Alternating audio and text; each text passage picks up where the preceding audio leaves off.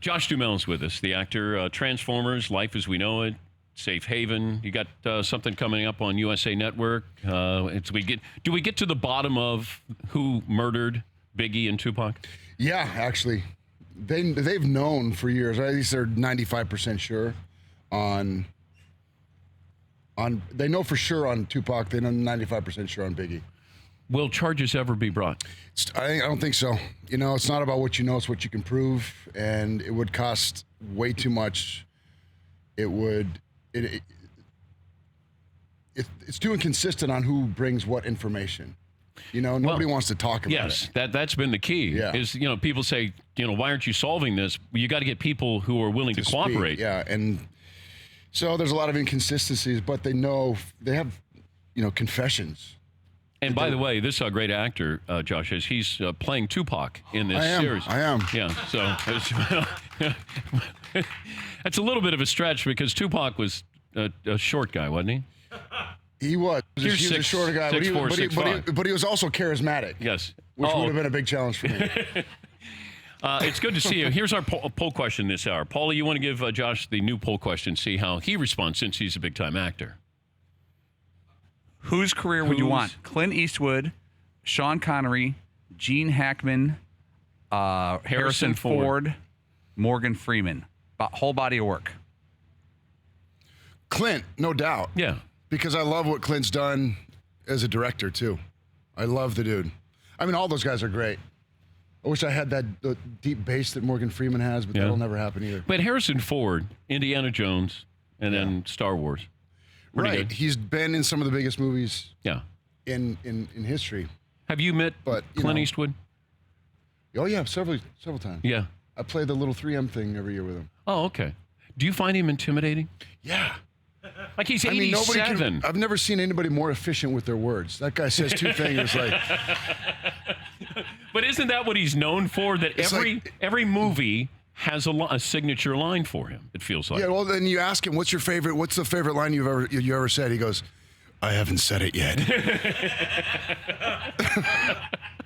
That's it. Fair enough. Why haven't we had a redo on Dirty Harry? I'm not sure. Now it's tough. Suggesting I try to go get that done? I'd be happy to. But it feels like we revisit everything, and even though that's so iconic, Dirty Harry would be a fun remake. Yeah, it'd be a worthwhile remake. Actually, so many movies are remade that shouldn't be. Like what? God, I knew you were going to ask that.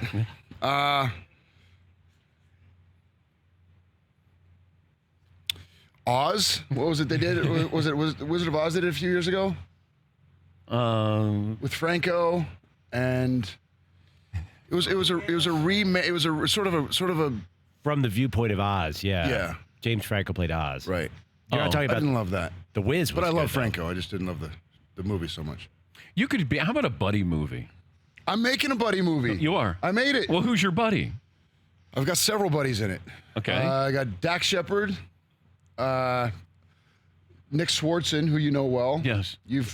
I know many stories you probably can't talk about with you and Nick. Dan Backetall, James Roday, Kevin Dillon from Entourage. Olivia Munn is great in the movie. Oh, nice. Yeah. And what's the gist of this movie? It's about a group of guys that gets together every year for this thing called the Buddy Games, and they compete in this. Normally it's just ping pong and wiffle ball and go-kart racing and stuff like that, but this is different because one of the guys got hurt 5 years earlier, and in an effort to bring him back into the fold, his mother comes to me and says, "I need you to do this for my son." And so that's how it all comes back, and we decided to play for a lot of money. So because we're playing for money, I come up with some pretty outrageous games that we have to play. Now, you directed this? Yeah. And what's the name of it? It's called the Buddy Games. It is Buddy Games. Yeah. Oh, good. And when's that come out? I'm guessing sometime this summer.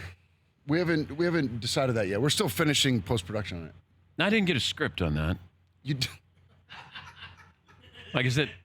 Why is it Sandler cast me in his movies? I would love. And you always say the same thing after you're done. Oh, dude, always. you gotta let me know. One time. You gotta let me know. You like that? And like I would love you're for 0 you. for 1. You're 0 for 1. Sandler puts me in every movie. I know. Not that he should, but he does. I mean, that's a friend.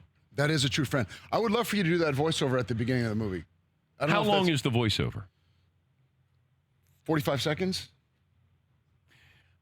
And I don't want to be paid for it.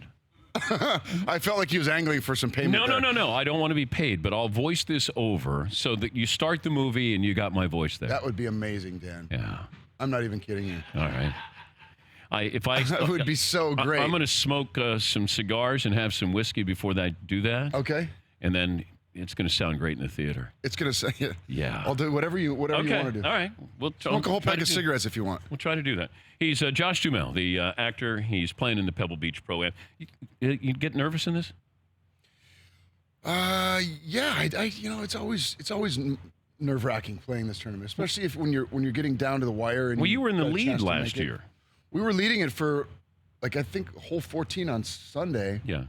And then, of course, I do what I always do, and I just, crumbled under pressure. You ever hit it into the gallery?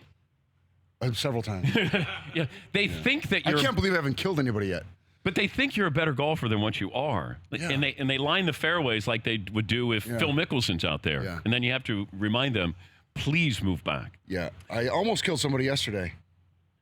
Liner right into the back, skull shot right straight into the bleachers.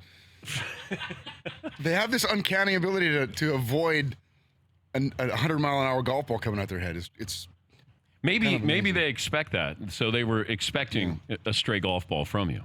They should be. Your Vikings, now what do you do? How do you feel? I feel like it was a really good year. I'm really upset. I'm happy for McLovin because his Eagles finally got one. But you know what? I didn't expect us to play that well this year. I didn't expect that football team to be as good as they were. Although I knew the defense would be good. After we lost Dalvin Cook, the quarterback situation. But you would have signed up for a humiliating loss in the NFC title game. If I would have said at the beginning of the year, you're going to the title game, you're not going to the Super Bowl, you're going to get crushed by Philadelphia, would you have signed up for that? Well, what would my other option have been? That you don't know what the season's going to be. I think I would have signed up for that because I think next year I thought was going to be our year. Who's your quarterback next year? Well, I thought Foles did such an amazing job for you guys that you should trade us Wentz. We'll take Wentz. Okay. Yeah. By the way, Josh told me that he thought the Philadelphia fans were really nice. He went down the Oh, they were so sweet to me. They're much nicer than I've you never met a nicer group of people. Oh my God! Did you have a Old Vikings ladies jersey flipping on? me up, huh? Wait, old ladies were flipping you off?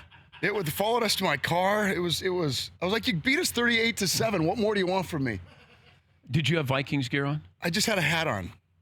And they followed you to your car? Threateningly. They didn't actually do anything. Did they recognize you?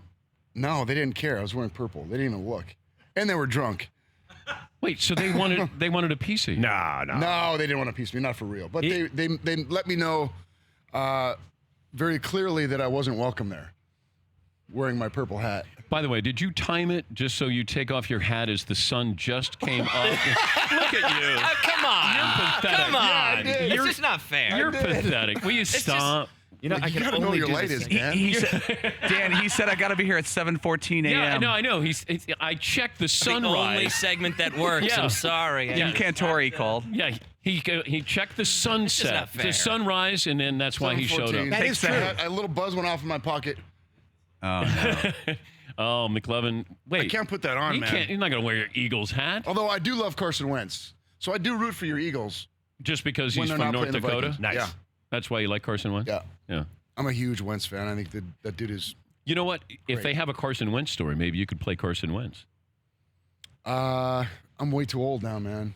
Yeah. I need to play somebody just hanging on at the end of their athletic career. But didn't Costner make a career out of that, of playing somebody right at the end of their I career? would love to. I love sports movies. You could be the new Costner. Sure. I'll be whoever keeps busy. All right, you have to go, I'm told. Okay, I do. Yeah, I so tee off in a few minutes. okay, all right. Thank you, Josh. And we Thank look you. forward to the movie. And the series is on USA Network. Series on USA. There's also a movie called Love, Simon that comes out about a month after that. That's pretty great. What's the name of the Biggie Tupac? It's called Unsolved. Okay, and it's a 10. 10 episodes. 10 episodes. 10 and done. Yeah. Great. Thank you, Josh. All right. All right, get out of here. Thank you, guys. For more Dan Patrick Show, tune to Audience Channel 239 on DirecTV or download the Dan Patrick Show app.